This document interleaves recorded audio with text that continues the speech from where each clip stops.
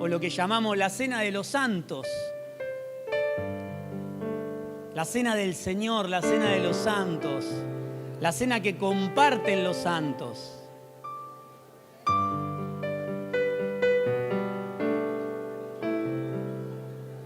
Gloria a Dios.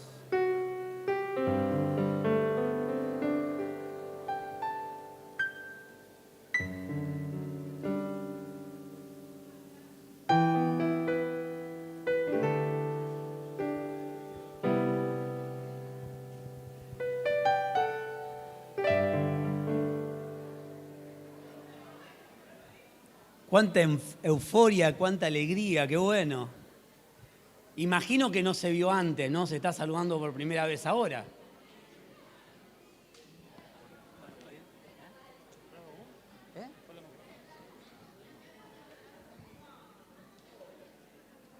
Qué bueno que es estar juntos y compartir en el mismo lugar.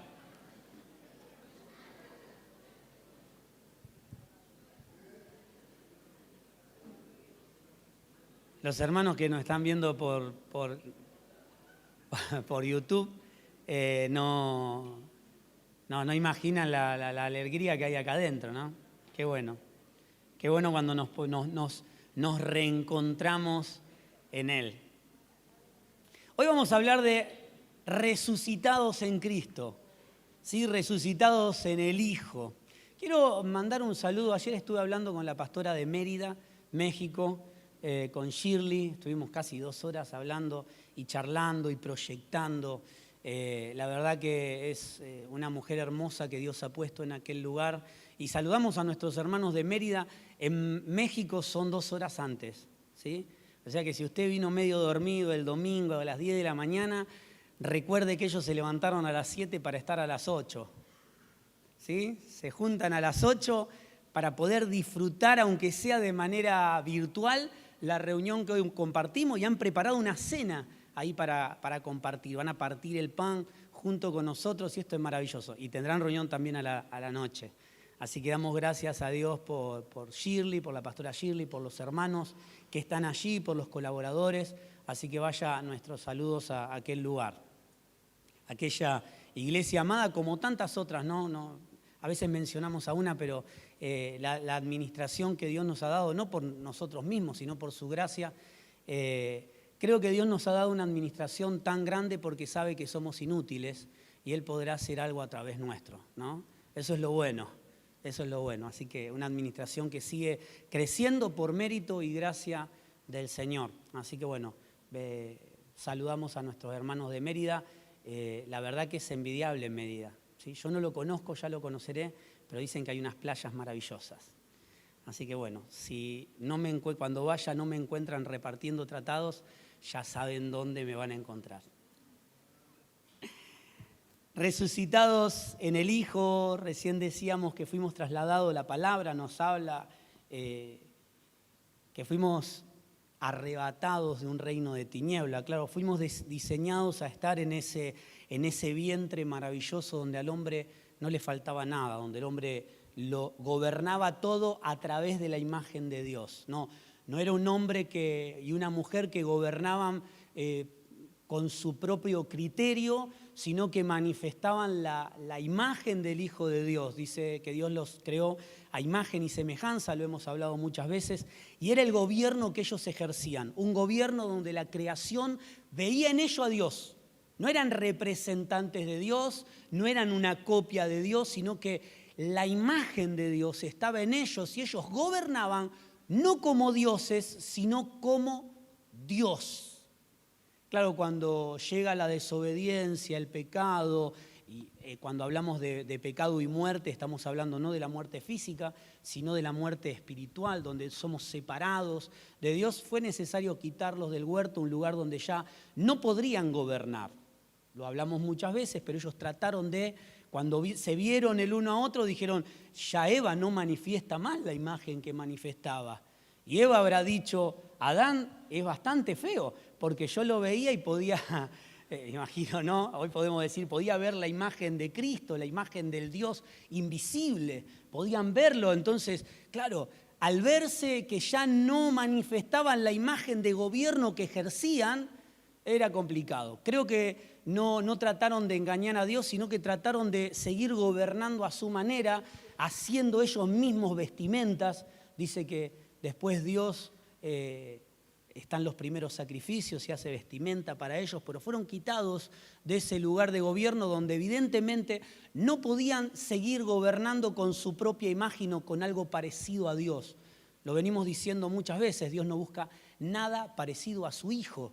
Él no busca mis buenas obras, las buenas obras de Ezequiel. Él quiere ver las buenas obras del Hijo de Dios a través de la vida de Ezequiel, de Martita, de José, de la iglesia de Cristo. Por eso, cuando el hombre queda despojado de la gloria de Dios y del poder de gobernar y de la autoridad que Dios le había dado a través de su imagen para poder gobernar a la manera de Dios, quedaron en un lugar donde la tierra le produciría cardos, donde sufrirían el calor, el frío, enfermedades. De un lugar protegido pasaron a un lugar desprotegidos, a valerse por sus propias fuerzas, méritos y pensamientos. Pero claro, dice que con la venida del Hijo de Dios, Él nos arrebató de un reino gobernado por las tinieblas, donde había quedado el hombre despojado de la gloria de Dios, para trasladarnos al reino de su Hijo. Un lugar de cuidados, un lugar de contención, un lugar donde a pesar de las dificultades vivimos, dijimos en esta semana, a través de la fe del Hijo de Dios. Entonces este traslado de un reino al otro, podemos llamarlo como que estamos siendo absorbidos o que Él va gobernando nuestras vidas o vamos menguando para que Él crezca, ¿sí? Entramos en un reino donde comenzamos a vivir a la manera de Dios, pero no es con nuestro esfuerzo. Aunque al principio todos queremos esforzarnos para agradar más a Dios, pero el agradar a Dios no es un esfuerzo, sino que hemos dicho que es una vida gobernante en nosotros. Por eso muchas veces nos manejamos con altibajos. Hablábamos el domingo y el miércoles también, dijimos el estar gozosos no es la ausencia de problemas, ni siquiera es saber que Dios está en control de todo. El diablo sabe que Dios está en control de todo y sabe que no está gozoso. ¿Sí? Entonces, que yo sepa que Dios está en control de todo no me resuelve la vida, no me hace las cosas más fácil, no hace que Dios haga algo en mi vida. El estar gozoso, puedo estar triste y gozoso. Puedo estar triste por la pérdida de un ser amado, pero gozoso en Cristo porque sabiendo que fue promovido a una vida eterna. ¿Sí? Puedo estar gozoso, puedo estar desilusionado porque alguien me traicionó, pero gozoso en el espíritu, que no tiene que ver con mis emociones gobernadas por ese espíritu de Dios, triste o desilusionado, pero gozoso, sabiendo de que quizás Dios me está preservando de la compañía de alguien que no es saludable para mí. Ayer hablaba con alguien y le decía, en una aparente relación que se había cortado, le digo, mirá, no es que la persona sea mala, no es buena para vos. ¿Sí? Que alguien no sea bueno para mí no significa que sea malo. Simplemente no es bueno para mí. Y si está conmigo va a ser malo. Estamos acá. No convertimos a las personas en malos, sino que no es parte. Alguien te traiciona y estás triste y desilusionado, pero gozoso en el espíritu sabiendo que Dios por algo lo permitió. Por algo Dios permite que las personas se alejen de tu vida. Por algo Dios permite que cosas lleguen y otras se vayan. Por eso Dios permite muchas veces que entendamos el tiempo en que estamos viviendo. No movido por emociones, que a veces es difícil, somos muy asmáticos, ¿sí? Nuestra alma termina gobernándolo todo, pero nuestra alma no solamente tiene que ser en este tiempo gobernada por Dios, ¿sí? Donde mis emociones, son válidas las emociones, no están mal, pero tienen que estar gobernadas por Dios. Por eso puedo estar triste y gozoso, puedo estar desilusionado y gozoso, puedo estar en enfermedad y gozoso, porque entiendo que Dios tiene el poder para sanarme. ¿Sí? Y si me quita la vida, soy más que vencedor en Cristo Jesús, porque este mundo puede quitarte la vida natural, pero no la vida que portamos. Cristo es algo inamovible en nosotros, hemos sido trasladados de un reino gobernado por las tinieblas, donde no somos cuidados, sino todo lo contrario, somos abusados, hemos sido trasladados a un reino de luz. Y en ese reino de luz gobierna su Hijo. Hemos sido trasladados a la vida de su Hijo.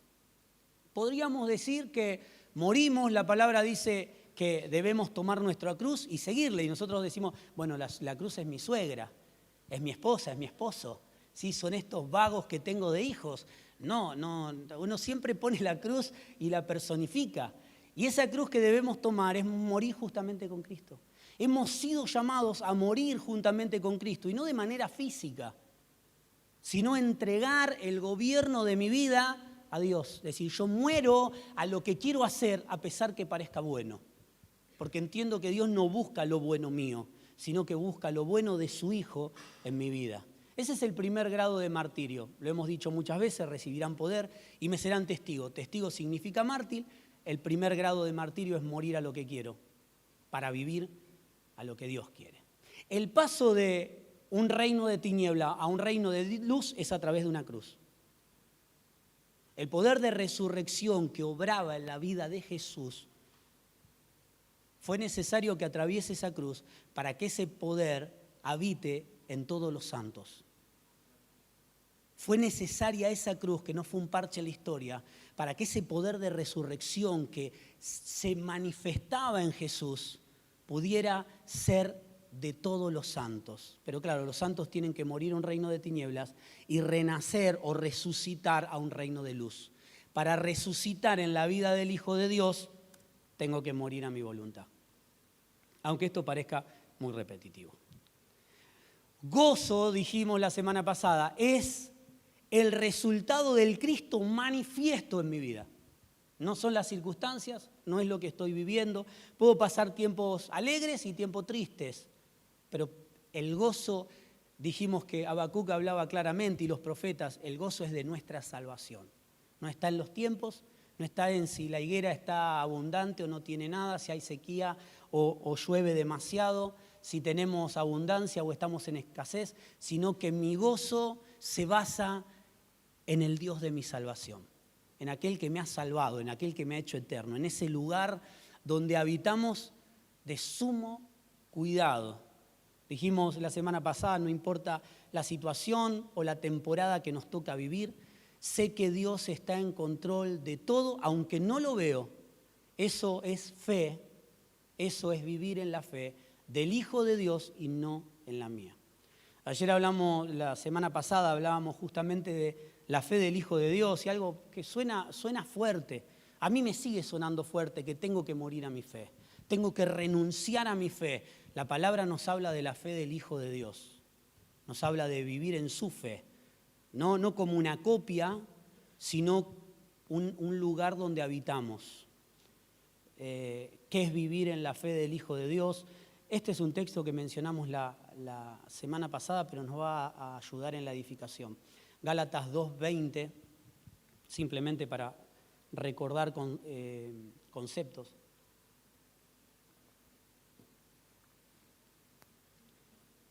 Gálatas 2:20 dice, mi antiguo yo ha sido crucificado con Cristo. Tiene coherencia con lo que estamos diciendo, ¿no? Es coherente con esto. Tenemos que morir para poder vivir no puedo vivir en Cristo si no morí a mi vida. Mi antigua vida no existe más. Nosotros tenemos como un mix, como un intermitente donde a veces estamos en función vieja vida y nueva vida, ¿no? Y a veces digo, Señor, déjame bajar de la cruz, que a este lo reviento, y te prometo que me vuelvo a subir. Entonces cambiamos el chip, nos bajamos de la cruz. No, pero dijimos que el crucificado no tiene sindicato, el crucificado no tiene voluntad, el crucificado no toma decisiones, ¿sí? Entonces, vivo para vivir en la vida del Hijo de Dios. Mi antiguo yo ha sido crucificado con Cristo, ¿sí? No lo crucifico yo, porque a veces decimos, ayer hablábamos con la pastora Gile, por mi culpa, y a veces no, a veces, porque me equivoqué en esto. No. Está castigándose Y esto no significa castigarme ni crucificarme yo mismo, porque a veces nosotros mismos tomamos represalia contra nuestras propias decisiones. ¿Sí? Y es algo como repetitivo, que vamos al pasado y buscamos las malas decisiones que he tomado. Entonces, digo, qué bien, teníamos una tía ya muy grande, le decíamos la tía Nena, y compartíamos en la mesa. Una mujer que había pasado por la guerra, habían sucedido tantas cosas, había dejado su familia en Italia, vino a vivir con nosotros, cuando la familia vino para Italia, después de algunos años vino. Es una mujer muy sufrida en la vida y claro, pasábamos en las mesas, nos juntábamos y se divertía y se hacía bromas y se charlaba y ella seria nos miraba y en ocasiones nos decía: ¿por qué no lloramos un ratito? No puede ser que sea, ¿no? Y que nosotros la miramos de: tía, ¿por qué vamos a llorar? Si estamos felices, estamos contentos, pero estamos muy contentos. Claro, ella entendía que no podía ser todo alegría. Cuando uno se junta con la familia no tira pálida, si tira pálida, amado, cambie la función. Porque si te dicen después, no nos podemos juntar, es por algo, ¿no?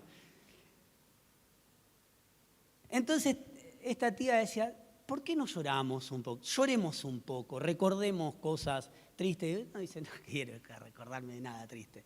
Pero nosotros tenemos una tía Nena todo adentro, ¿sí? Donde vamos y decimos: che, estoy demasiado bien. ¿Seguro estoy tan bien? Y uno empieza a repasar, dice: y no tendría que estar tan contento. No sé por qué estoy tan contento. ¿Por qué?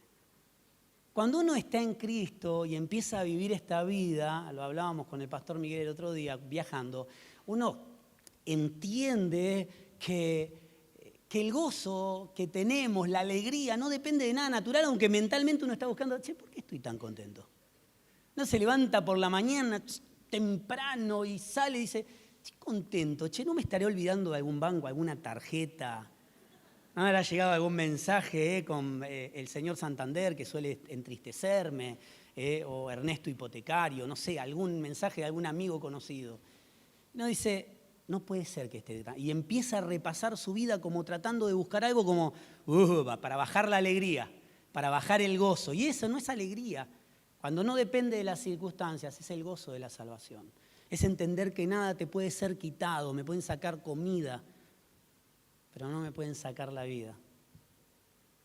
El mismo Jesús decía, y lo mencionamos la semana pasada: no solamente de pan vive el hombre, sino de toda palabra que sale de la boca de Dios. Y de toda palabra que sale de la boca de Dios habla de las Escrituras y habla de la vida que emiten y nos manifiesta la Escritura, que es Cristo.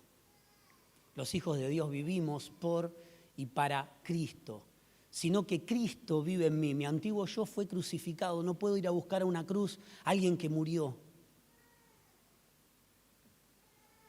Ahora Cristo vive en mí. Así que vivo en este cuerpo terrenal confiando en el Hijo de Dios. Vivimos en este cuerpo, pero a través de la fe del Hijo de Dios, quien me amó y se entregó a sí mismo por mí. Ya no vivimos por nuestra fe. Es duro escuchar esto, pero no vivimos por nuestra fe. Mi fe es limitada, mi fe tiene una medida, a veces es mucha y estoy convencido que puedo ir a los sepulcros a resucitar enfermos, y otro día no quiero orar ni por la comida, porque mi fe es limitada, es imperfecta. Por propia voluntad desechamos nuestra fe para vivir en la fe del Hijo de Dios. Es increíblemente perturbador decir tenemos que desechar nuestra fe. Es perturbador, porque la fe en nuestra cabeza es lo que me enseñaron, es cómo vivía a Dios, es la manera en que aprendí de otros, y realmente tenemos que crecer, ¿sí?, como hijos, como santos, a vivir en la vida del Hijo de Dios, ya no por experiencias prestadas que fueron fabulosas. Hemos tenido, y la Biblia nos habla en hebreo, de los héroes de la fe, hombres y mujeres que creyeron a Dios, a lo que Dios había prometido, y vivieron por esa promesa, anticipando la gran promesa que es Cristo en nosotros. Es increíblemente perturbador tener que decir, desechemos nuestra propia fe. Cuando en las Escrituras encontramos a un Jesús diciendo, si tendrían fe como un grano de mostaza, dirían a este monte, pasa para allá, y él pasaría. Es perturbador decir, che, acá me dice que tengo que tener una fe como un grano de mostaza. Pero las Escrituras tienen progresividad. En este momento Jesús estaba hablando en la tierra, por eso Jesús le dijo a sus discípulos, no se sorprendan de lo que hago o de lo que sucede a través de mi vida. Ustedes van a hacer cosas mayores. Y ustedes van a hacer cosas mayores, no son los méritos de ustedes, sino que serán los méritos de los santos resucitados en Cristo. Un poder de resurrección que ya no sería Jesús con la iglesia, sino sería Jesús en la iglesia. Sería Jesús a través de la iglesia. Sería Jesús viviendo a través de los santos y obrando a través de los santos. Por eso haremos cosas mayores. Por eso ya no es mi fe. Si Jesús está afuera, si la vida de Cristo está afuera, tendrá que ser mi fe. Pero si la vida de Él está en mí y mi vida ha sido crucificada, ¿sí? Mi fe fue crucificada con mi antiguo yo. Ya no vivo yo. Ahora Cristo vive en mí. Ya no es más mi fe, es su fe. Pero cuando miramos la Escritura de una manera progresiva, primero encontramos este texto, Jesús diciendo, si tienen fe como un grano de mostaza. Claro, Jesús no había pasado por la cruz y estaba con personas que tenían que ver a Jesús imitar su fe. Luego Pablo nos diría en Gálatas 2:20, lo hablamos recién y lo leímos, mi antiguo yo ha sido crucificado, ya no vivo yo, mas Cristo vive en mí, así que lo que vivo en este cuerpo terrenal, confiando en el Hijo de Dios, quien me amó y se entregó a sí mismo por mí. ¿Sí? Vivimos en la fe del Hijo de Dios. Ya en Hebreos 12:2, yo lo voy a leer en la BTX, ya para Pablo era una realidad esto. Ya no era algo que había que aclararlo, sino que era una realidad. Es una realidad que nuestra fe viene de Jesús, el autor y el consumador de la fe. No es mi fe, sino que lo que yo llamo mi fe viene de Jesús, quien la creó y quien la perfeccionó, quien la consumó, quien la puso allí en la mesa para ser consumida. Ayer con los hombres hablábamos un poco de este tema, nos hablaba Pablo Báez, una porción bíblica hermosa, y crecíamos en este entendimiento. La fe es lo que yo quiero, ¿sí? O como yo lo entiendo, mi fe es lo que yo quiero. La fe del Hijo de Dios es, Pablo decía justamente, es percibir lo de Dios. Es la fe que te hace ver lo de Dios. Es la fe que te hace ver con los ojos naturales lo que Dios ha diseñado, lo que Dios te va a dar, lo que Dios ya te dio en la cruz y está por ser manifestado en esta tierra. Podemos ver también la progresividad, y esto también lo hablamos en la reunión de hombres, podemos ver la progresividad. Yo recordaba un texto que lo había predicado también Pablo, y Pablo me recordó ahí los dos textos, la progresividad en la palabra, en Pablo.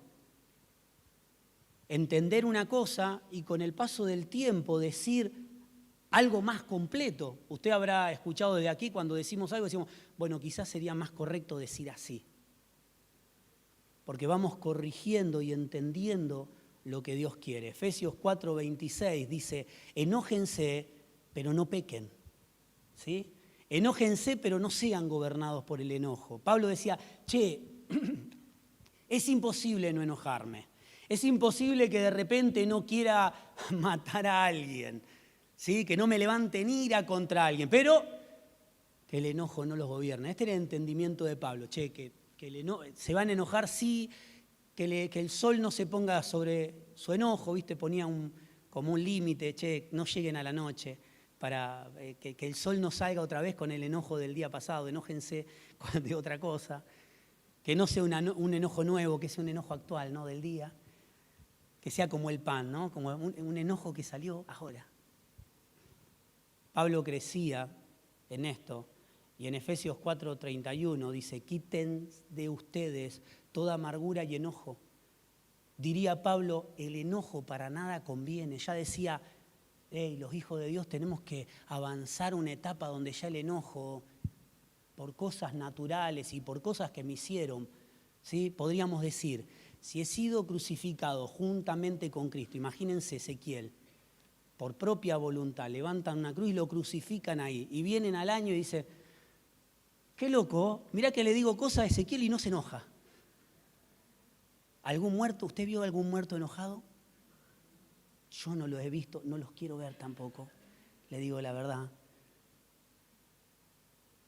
Los muertos no se ofenden.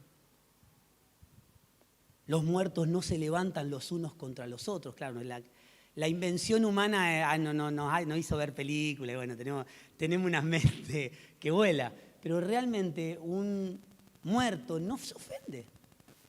¿Cómo puedo ofender a un muerto? ¿Cómo puedo hacerlo enojar? Sería como tener un perro malo que muerde a todo el mundo y cuando se murió decimos, tan tranquilito está ahí, no muerde a nadie, mirá, está muerto, amado. Esta es la realidad de los hijos de Dios, que no respondemos con enojo porque respondemos desde la fe del Hijo de Dios, respondemos desde la vida que nos habita, por eso es menguar para que Él crezca.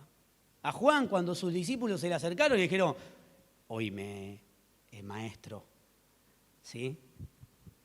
Está todo bien con el vago que habló con vos el otro día, está todo lindo, parece que es tu primo, está todo bien, pero él está bautizando como nosotros.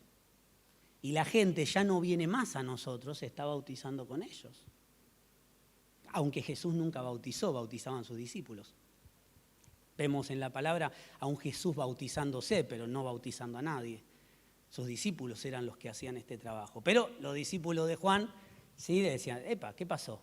Y él les aclaró, dice Juan, óiganme, yo les dije siempre que yo no soy el Mesías, que vendría alguien después de mí. Yo no soy digno ni siquiera de atar las agujas o los cordones de sus sandalias.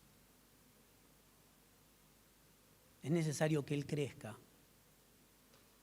y que yo muera, que yo mengüe, dijo Juan. Si hay un trabajo que tengo, es preparar el camino del Señor. Y esto nos trae una enseñanza a nuestras vidas, que no es hacer nuestra propia voluntad o a nuestra manera.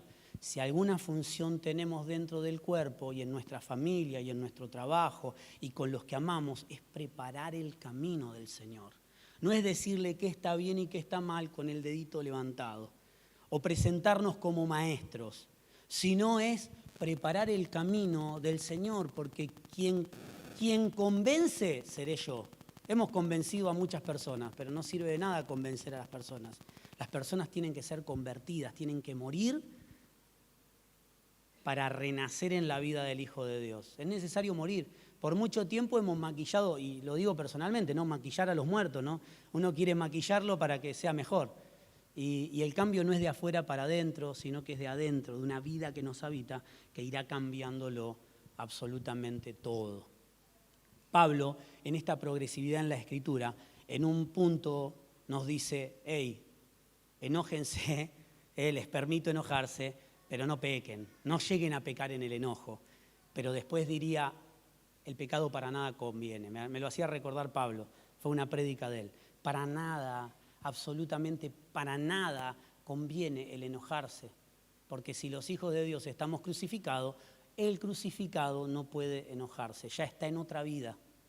Ya murió a la vida donde se enojaba, donde se ofendía, donde tomaba todo personal y renació a una vida que está gobernada por Cristo. Podemos ver la progresividad de las Escrituras en Jesús, lo hablábamos la otra vez con los pastores. Un Jesús que a los 12 años le dice a los padres, se le planta firme, le dice, un momento.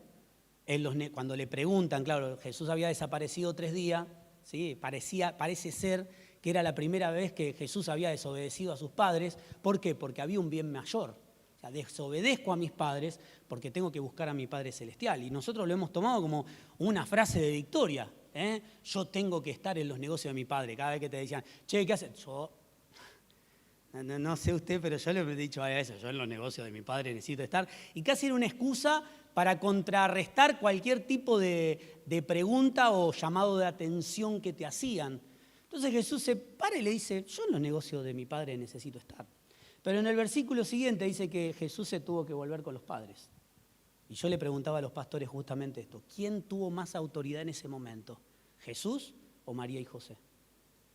Porque si Jesús se quería quedar, pero terminó yéndose, no importaba tanto la voluntad de Jesús. Y hay una progresividad en la vida de Jesús, porque dice que estando sujeto a María y a José, creció en sabiduría, en conocimiento y en gracia delante de Dios y delante de los hombres. Había una intención, y esto me sorprende a mí, como lo de Dios siempre es distinto a lo que nosotros haríamos. Si mi hijo sería, imaginemos, ¿no? Si mi hijo tendría que ser el gran Mesías, lo hago venir como un rey, descender de los cielos, que la tiembla y los sepulcros tiemblen y que digan, oh, ha llegado el Rey de Reyes y el Señor de Señores. Pero no, a Dios le plació que naciese en un vientre humano. Al cuidado de padres naturales. María fue una mujer maravillosa, pero fue una mujer. José también. No, imagino, no habrán sido perfectos. Porque la palabra dice que hay uno santo y uno perfecto. El resto no lo es. Entonces, la intención de Dios de que reconozca la autoridad de padres naturales para poder sí reconocer la autoridad de Dios. Y Jesús lo diría también, ¿no? Diría, ¿cómo pueden decir amar a Dios que no lo ven y a tu hermano o al que está al lado tuyo no lo amás, que lo estás viendo? Es necesario para amar a Dios primero amar a nuestros hermanos. Por eso, para estar bajo el gobierno completo de Dios, aunque Jesús entendía que tenía que estar en los negocios del Padre, no era el tiempo y no tenía la autoridad. Porque si hubiese tenido la autoridad, la palabra no diría y creció en gracia y conocimiento. Esto nos habla de la progresividad. No nos podemos quedar con un Jesús niño, aunque en la religiosidad no hemos quedado con o nos quedamos con un Jesús niño o con un Jesús crucificado. Y Jesús no está ni crucificado ni es niño. No puedo quedarme con una parte de la Escritura porque lo escritural es progresivo y el entendimiento de lo último trae entendimiento en lo primero y es todo algo. Por eso vemos también en la vida de Jesús una progresividad de niño al Rey de Reyes y Señor de Señores, al crucificado y ya no más crucificado. Él está a la diestra de Dios, Él lo gobierna todo, Él lo llena todo. Por medio de tomar nuestra cruz, somos resucitados en el Hijo de Dios. Por medio de tomar nuestra cruz, somos resucitados en el Hijo de Dios. Y solamente una iglesia que toma la cruz y decide cada día, porque esta es una decisión diaria, cada día tomar esa cruz y renunciar a hacer mi voluntad, será la iglesia que viva en el poder de la resurrección. Y podamos orar por los enfermos y podamos entender por la fe si es sanidad por lo que oramos o si es por salvación. Jesús cuando sanaba a un enfermo no decía tu fe te ha sanado, decía tu fe te ha salvado. Recibiste algo temporal, te sanaste pero te vas a volver a morir. Pobre Lázaro, decíamos el miércoles, ¿no? Tuvo que morir 2 veces. Sí, yo le hubiese dicho al Señor, no seas malo. Me haces morir otra vez. No. Recibieron algo temporal que manifestó la eternidad de Dios. El gozo no era solamente porque recibieron sanidad y su vida había cambiado en lo temporal, sino que accedieron a una dimensión eterna. Amén. Por eso Jesús decía estas cosas. Es necesario entender lo de Dios y poder ver lo de Dios. La fe del Hijo de Dios ve como Él ve. Mi fe me pondrá en el lugar que yo quiero. Mi fe, mis méritos, mis logros me pondrán en el lugar que quiero. Por esto es necesario desechar nuestra fe. Me pondré en el lugar que quiero. pero la fe del Hijo de Dios me llevará a la dimensión de Dios, a la dimensión que Dios diseñó en Cristo Jesús. Mi fe me posicionará en la dimensión que Dios ha diseñado para tu vida, para tu casa, para tu familia, para tu matrimonio, para tu economía, para tu cuerpo, para tu mente, para tu alma. Porque cuando somos muy asmáticos y reaccionados, y estoy mal y estoy bien, ¿sí? Cuando estamos en la ruleta asmática de nuestra vida, ¿cómo dijo un pastor la otra vez, Miguel? Repimporoteo asmático, dijo. Hermoso. Hermoso, lo anotamos en nuestra mente, creo que fue el pastor Ulso. Dije, fue una charla privada, no es para que usted lo ande contando, esto queda entre nosotros. Dice, no, viste, están con un repimporoteo asmático. Y yo dije, bueno, esta frase hay que anotarla, es hermosa. Y a veces tenemos este repimporoteo asmático en nuestra vida, donde somos gobernados por el alma, vamos de acá para allá y vamos, ¡ah! Un día estamos como los ositos cariñosos y un día te voy a matar. Bueno, basta. Dijimos, mi fe me posicionará en el lugar que quiero, que creo que es bueno, pero que no he experimentado. Pero la fe en el Hijo de Dios me posicionará en el lugar correcto, que ya fue preparado desde antes de la fundación del mundo, y es su vida, es la vida del Hijo de Dios, es su propósito, es su realidad, un lugar donde estamos siendo cuidados constantes, donde no pedimos cuidados, donde estamos siendo cuidados, así estemos en medio de una guerra y experimentemos ese gozo y esa paz, sabiendo que Dios tiene todo bajo control. Me posicionará en la dimensión que Dios ha diseñado para mi vida, para mi matrimonio, para mis hijos, para mi casa, para mi familia, para mis amistades, para mi economía, para todo, para mi cuerpo, mi mente y mi alma, muchas veces repimporoteada. Entendemos que el lugar que quiero es incierto porque es algo que yo he imaginado.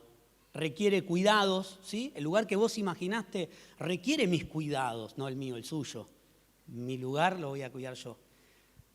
Mis cuidados, mi esfuerzo para preservarlo, para sostenerlo en el tiempo, consumirá mis fuerzas, mi paciencia, mi tiempo, porque tendré que pelear por él. ¿Sí? El lugar que imaginaste, vas a tener que pelear por él.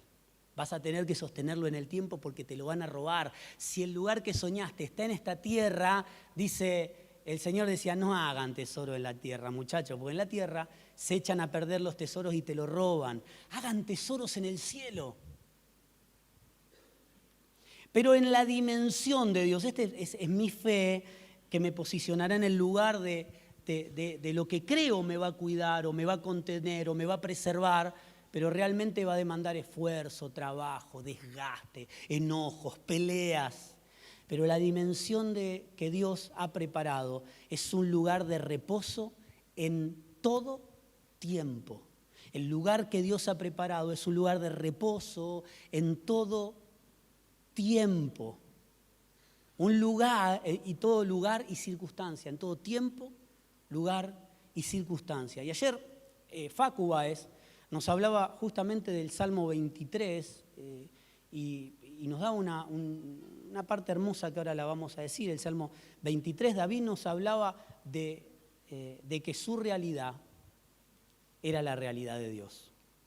David aprendió, el rey David, aprendió a pesar de errores, defectos, metidas de pata. Él entendía que su lugar seguro era Dios. No era la familia, no eran los ejércitos, no era una nación, no eran los amigos, porque todo eso fallaría. En el Salmo 23, David nos habla de su realidad en Dios y a Dios como un pastor que lo cuida en todo tiempo, que le provee en todo tiempo. Dice, como un lugar al pastor, a Dios, como un lugar de cuidados. Diría en el Salmo 23, Él es mi pastor, nada me faltará. Versiones más modernas hablan, nada me falta. O sea, Pasa del futuro, porque a veces esto es la progresividad que tenemos. Digo, no, hoy estoy mal, pero Dios me va. No es nada me faltará, en Cristo nada nos falta. Porque dice la palabra que en Cristo lo tenemos todo, ¿qué me hace falta? Si tengo todo, nada. ¿Qué estoy esperando si lo tengo todo? En la realidad de Cristo están todos. Quizás en lo temporal no llegó, pero llegará. El mismo Jesús, y lo decimos siempre, decía, busquen primero el reino de Dios, todas las demás cosas están añadidas. Están añadidas al propósito de Dios, al reino de Dios. La tarea como hijos es buscar su reino, es hacer que su reino crezca en nuestra vida. De la comida, ¿sí? y del vestido se ocupan los que no conocen a Dios, decía Jesús. Busquen primero el reino de Dios, hagan que este reino hoy crezca en ustedes. Hoy entendemos que en el propósito de Dios, al propósito de Dios no le falta recurso, no le falta amor, no le falta bienestar. Y no es que Dios ha firmado un contrato con nosotros que va a cumplir nuestros caprichos. ¿Sí? Dios no va a cumplir ninguno de mis caprichos, ni tampoco me va a cuidar, ni tampoco me va a sanar si yo no estoy en el propósito. Si no, será un trabajo de mi fe. Ahora, si yo estoy en el propósito de Dios, al propósito de Dios no le falta salud, al propósito de Dios no le falta economía, al propósito de Dios no le falta dirección. Por eso, como hijos de Dios, tenemos que tratar de crucificar mis intenciones para vivir en las intenciones de Dios, que solamente experimentar las intenciones de Dios te va a hacer vivir a la manera de Dios. Si no, es imposible, es completamente imposible. Y Facu ayer nos hablaba de otro entendimiento, decía, nada me faltará, nada me falta. Y él nos hablaba de una postura también, y dice, no faltaré. Y uno dice, ¿cómo no faltaré? Ahí cambió la intención de que yo, porque es también como un niño. ¿Qué quiere un niño? Que nada le falte. ¿Sí? Quiere la teta, quiere esto, cuando crecemos entendemos que nosotros hay una parte que tengo que hacer dentro de la casa, no es solamente abrir la heladera, comer y pedirle a papá, ¿sí? Porque si ya con 40 años le seguís pidiendo a papá, papá te va a decir, no seas malo, empezá a trabajar. Tiene que haber un crecimiento en los hijos de Dios también. Él no se decía, no faltaré. Y lo entendíamos como que no faltaré a lo que Dios ya ha provisto. Dios ha provisto su propósito, su hijo, sus intenciones como un lugar. Pero no sirve de nada si yo no estoy en ese lugar. Entonces tendría que ser nuestra intención también, decir, yo no faltaré a ese lugar donde no falta nada, a ese lugar de obediencia, a ese lugar de gobierno, a ese lugar donde Dios quiere que esté en la vida de su hijo. No faltaré a tomar mi cruz todos los días y renacer en el poder de la victoria de la cruz. Vivimos del pasado, dejemos de vivir del pasado, ¿sí? Por algo los argentinos ahí le damos tanto al tango. Usted sabe que después de grande me empezó a gustar el tango. Pero estamos casi con el bandoneón, salimos a la mañana, te dice, ¿cómo están? Se pone la franela. Ahí te digo, pará. Y ya estás afinando el bandoneón para chan, charan, charana. Y creo que tenemos que salir de el tango es hermoso, ¿sí? Creo que la música desde los de 70, 80, 90 fueron y después se fue degradando bastante. Pero bueno, en gustos musicales no vamos a meternos, ¿sí? Esto lo decimos los viejos, estas cosas. Ellos también lo van a decir, diría el abuelo de los Simpsons. A vos también te va a pasar. ¿Vieron? Varios entendieron bueno, está bien. Algunos después se lo contamos. Profeta, el abuelo de los Simpsons, si los hay. Un lugar dice, Él es mi pastor, nada me faltará, nada me falta. Yo no faltaré. A ese lugar de reposo, David hablaba de un lugar de reposo, de cuidados, de abundancia. Claro, nosotros decimos, David debía estar descubrió Hawái. Sí, estaba en el palacio. Claro, estaba en el palacio, los sirvientes, los guardias, cuidándolo, proveyéndole. Entonces dice, David estaba viviendo. Claro, es fácil hablar del rey David. Es fácil hablar de él, ¿no? Claro, nada me faltará. Hablaba, claro, su lugar seguro habrá sido ese, lo natural y lo temporal. Y nos damos cuenta de que no. Este salmo fue escrito cuando su familia, su casa, su nación lo estaba corriendo para matarlo. Él en el desierto corriendo, es más, dice, preparas mesas delante de mis angustiadores y habla en tiempo presente. Conocemos, ayer lo recordaba Leo, ¿no? Recordamos el tiempo donde David fue casi un sicario, contratado y escapado, ¿no, Leo? Escapado porque los suyos lo querían matar. Mire qué locura. Los suyos, su pueblo, su nación, su familia. Él escapaba para que los suyos no lo mataran. El lugar naturalmente seguro era el lugar de muerte y de persecución. Y encontró entre sus enemigos alimento y protección. Estas solamente son las locuras de Dios, donde lo natural deja de ser natural para ser una experiencia vivida. Y a veces decimos, esto no es normal. Te pasan cosas en la vida y vos decís, esto no es normal. Pues yo pensé que lo iba a resolver yo, pero esto es mejor, esto es maravilloso.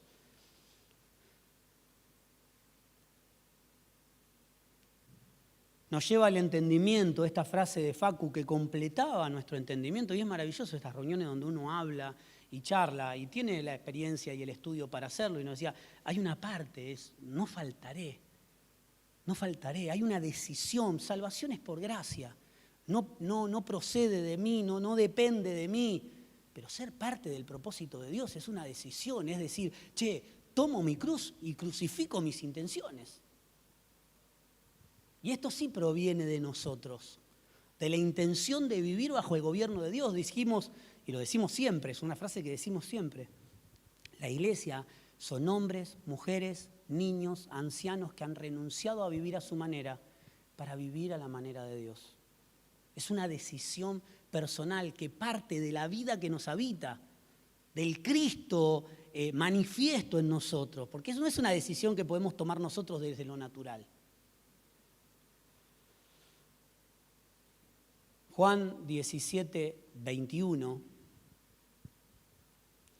nos trae al entendimiento cuando hablamos de la progresividad en las Escrituras. Lo estoy buscando para ser coherente.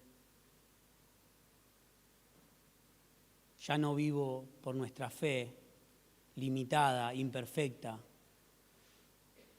Por propia voluntad hemos decidido desechar nuestra fe, por propia voluntad.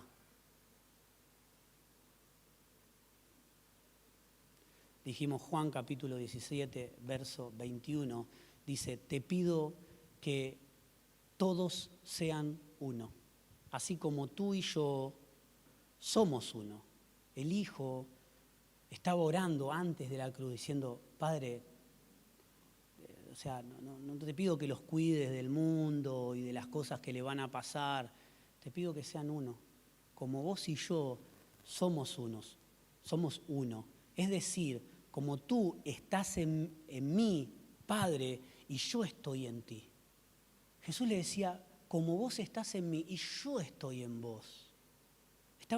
Jesús estaba hablando de un hijo absorbido por el Padre y por un Padre absorbido con el Hijo.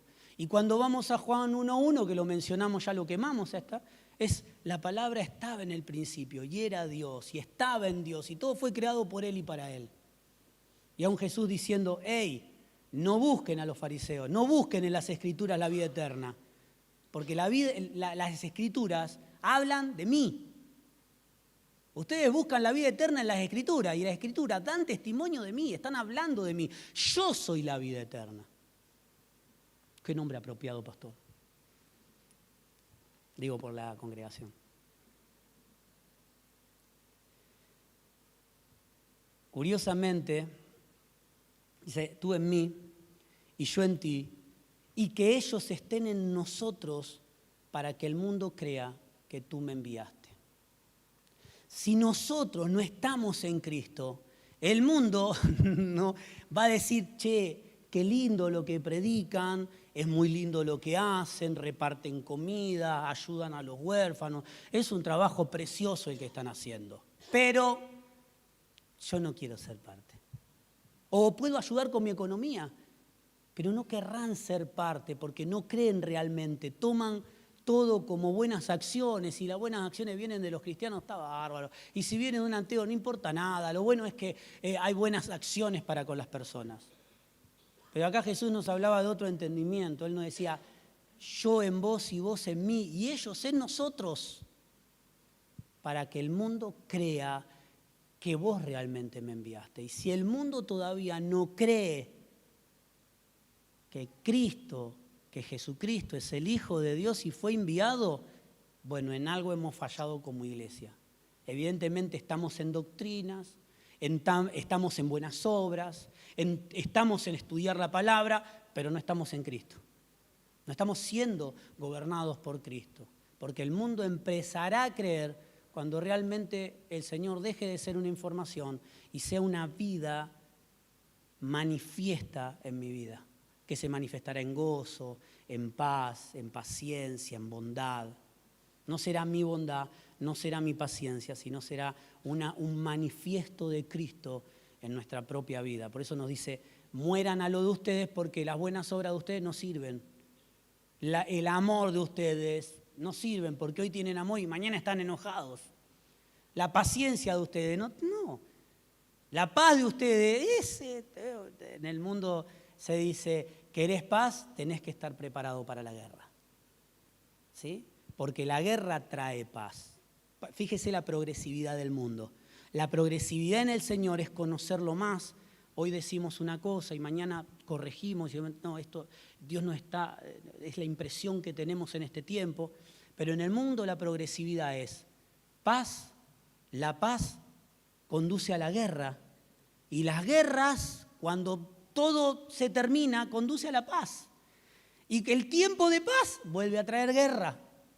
Es como creo que un presidente estadounidense dijo hace muchos años, era un pensador, y él decía, no quiero mentir, pero si usted lo googlea, va a salir de lo que yo digo así por decir y bueno. Él decía que los tiempos difíciles hacen personas duras y las personas duras hacen tiempos fáciles y los tiempos fáciles hacen personas débiles. Lo vamos a repetir, espero que me salga. Replay. Los tiempos duros hacen personas duras, personas fuertes. Las personas fuertes generan tiempos fáciles y los tiempos fáciles vuelven a generar gente débil y la gente débil genera tiempos duros. Ahí lo dije más completo. ¿Sí? Todos tuvimos un abuelo que trabajó, hizo casa y de repente alguien lo dilapidó todo. Por eso los tiempos difíciles forman en lo humano, es la progresividad, forman hombres duros, fuertes. Los hombres fuertes generan tiempos fáciles. Los tiempos fáciles paren hombres débiles y los hombres débiles generan tiempos duros nuevamente. Para volver al principio, los tiempos duros generan hombres fuertes. Esa es la progresividad del mundo. La progresividad de los hijos de Dios es crecer en entendimiento. Es renunciar a mi propia vida para vivir en el propósito y en la voluntad de Dios. Porque lo que hoy vivimos en este cuerpo es algo tan limitado y tan chiquito y tan insignificante en la eternidad de Dios. Pero Dios preparó este tiempo en la historia y te dio la capacidad y el entendimiento para vivir en ella y manifestar su gloria y su poder. Curiosamente dijimos que parecía que David estaba en una tierra de abundancia y de cuidados y él estaba siendo perseguido por su nación. La realidad de David no era estar corriendo en el desierto, ¿sí? La realidad humana era que David estaba corriendo en el desierto porque el rey lo quería matar, porque los súbditos lo querían matar, porque su familia no lo estaba protegiendo, porque su nación estaba en contra de él. Corriendo en el desierto por su vida. Sus enemigos dándole de comer y tomando cuidado de él. Pero él en ese momento de correr y escapar, él decía, él es mi pastor y nada me falta. Él ha preparado un lugar para mi vida, donde no me falta nada. ¿Sí? Prepara mesa frente a mis angustiadores. El profesor Totó Scozzari una vez nos hablaba de esto. Sí, David estaba siendo alimentado y cuidado por sus enemigos. Preparas mesas. Uno a veces lee esta porción y dice, claro, ¿viste? Como un fanfarrón comiendo frente a los enemigos. No, sus enemigos dándole de comer y cuidando de él. En Dios es completamente diferente a lo que nosotros creemos. Dios había tomado cuidado de David y David no tenía una visión temporal, porque si no diría, como en otros tiempos, no, estoy corriendo, la estoy pasando mal, mi Dios me ha abandonado, ¿sí? Mis enemigos me tienen que dar de comer, mamá, le mando un mensaje a la madre, mamá, mira cómo le estoy pasando. Mis enemigos me dan de comer. No. Él tenía otra visión de las cosas, una visión eterna y no temporal. Él decía, en medio del caos y la incertidumbre, su certidumbre era saber en quién estaba, quién era su papá, quién lo cuidaba, quién era su Dios. Por eso, demos gracia siempre en todo. ¿Qué le parece si nos ponemos de pie y le decimos, Señor, yo quiero ver cómo vos ves?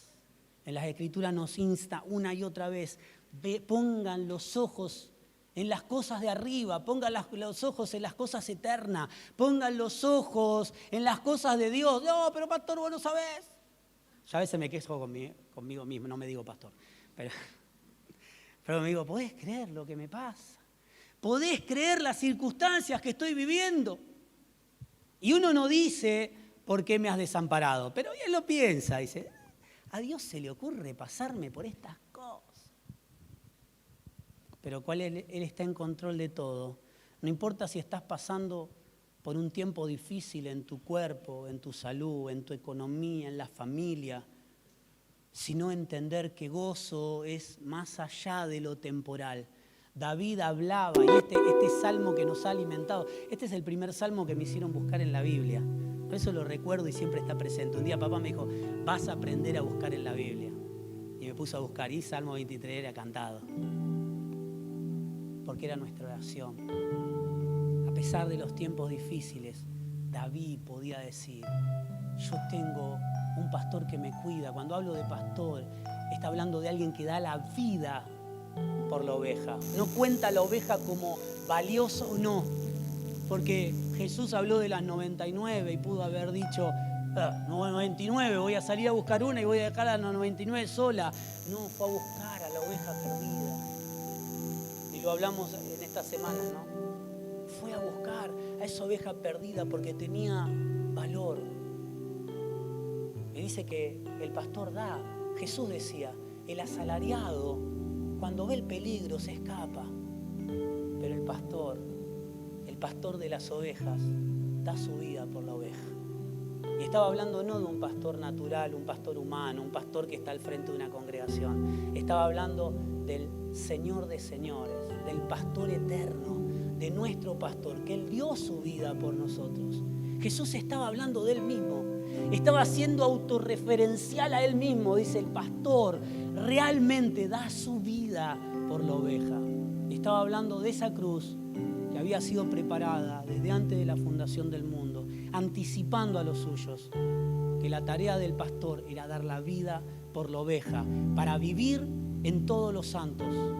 Jesús dejó de vivir en un cuerpo para vivir en todos los santos. Este es el poder de resurrección. Este poder que se manifestó, dice la palabra, en Él.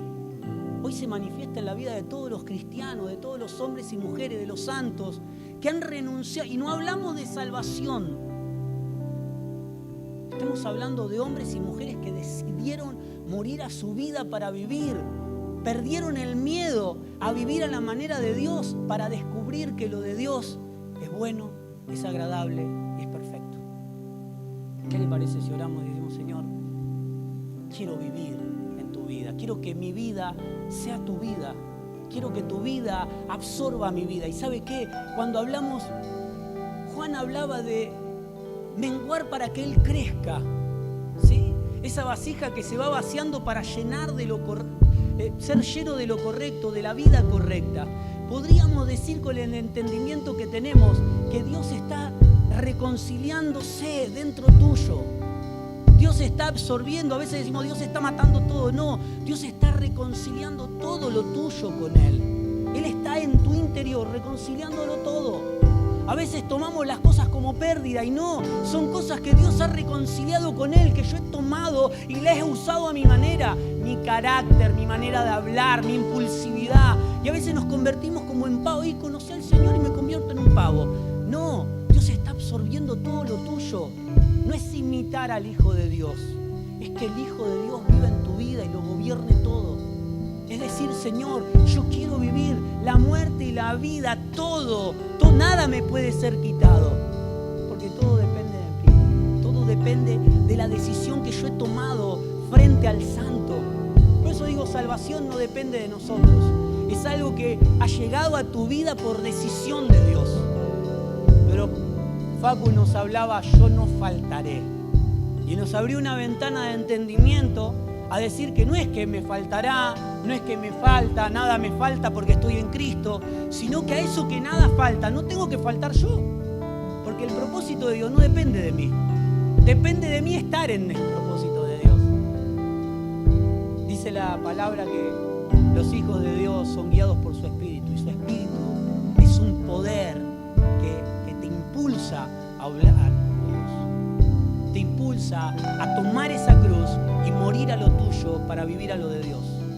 Pero claro, esta frase suena fea o difícil. No, lo mío siempre tiene que ser mejor que lo de Dios. Y lo mío nunca va a ser mejor que lo de Dios. Por eso nos dice, renunciando a nuestra fe. Yo tengo hoy que renunciar a mi fe para vivir en la fe del Hijo de Dios. En su fe. Una fe que no tiene límites. Una fe que no es ni grande ni pequeña. Es el motor, es el puente, es lo que nos hace ver como Dios quiere que veas las cosas. Es entender lo de Dios con entendimiento, con sabiduría y con dirección. Fe, mi fe es lo que yo quiero. La fe del Hijo de Dios es lo que Dios quiere. Por eso hoy renuncio a mi fe para vivir en la fe del Hijo de Dios como dice la palabra. Para entender que la palabra es progresiva y tengo que vivir a su manera, que lo mío va a fallar. Así sea mi fe, está destinada a fallar. O a un día estar alta y otro día estar baja, pero la fe del Hijo de Dios, ¿sí?, nos impulsa en salvación. Se manifiesta con la gloria y el gozo del Padre en tu vida y comenzás a ver, como hablábamos el otro día, no sé por qué estoy contento, no sé por qué hay gozo en mi vida, porque miro con mis ojos lo natural y tendría que estar enojado por algunas circunstancias, pero todo lo contrario. Hoy estoy gozoso, en paz, entendiendo que Dios está en control de todo y que yo estoy dentro de ese control, porque el diablo sabe que Dios está en control de todo, ¿sí?, incluso de él, pero él sabe que ella perdió, él ya fue vencido. Por eso como iglesia no peleamos con el enemigo. A veces digo, pero no pelean con Satanás. No, si ya perdió. Sería como volver a jugar con los franceses. No, vamos a volver a jugar y le tenemos que ganar, ¿sí? Pero ese partido no lo jugamos más. Hay una victoria eterna para los hijos de Dios. No peleo con el enemigo. Muchas veces peleo con mi propia vida, con mis propias intenciones, con los propios frutos buenos. Hay un pastor que dice que lo difícil no es descubrir lo malo. Es el pastor Gustavo Lara. Dice, lo difícil no es descubrir lo malo. Lo malo lo sabe todo el mundo y lo descubre todo el mundo. Lo difícil es descubrir lo bueno en mi vida que a Dios no le agrada. Porque a veces estamos midiendo lo bueno y lo malo. Y la realidad es descubrir qué es bueno en mi vida o qué considero bueno y a Dios no le está gustando. Porque vivimos en ese poder de resurrección, resucitados en el Hijo de Dios, pero primero debo morir a mi vida. ¿Qué le parece si cantamos? Y mientras cantamos oramos al Señor. Decimos, Señor, toma control de mi ciudad. O, mejor dicho, Señor, controlás mi ciudad. Señor, controlás mi vida. Quizás no lo veo con mis ojos. Claro, decir que esta ciudad está controlada por Dios es complicado. Pero cuando la iglesia de Dios es luz y sal, ¿sí?, comienza a manifestarse, comienza a reconciliarse, como tu vida se está reconciliando internamente con Dios, el ser absorbido, es el ser reconciliado por completo, será también tu matrimonio, tu familia, tu casa, tu economía, tu cuerpo, la ciudad, los hijos de Dios. Tenemos la autoridad para reconciliarnos.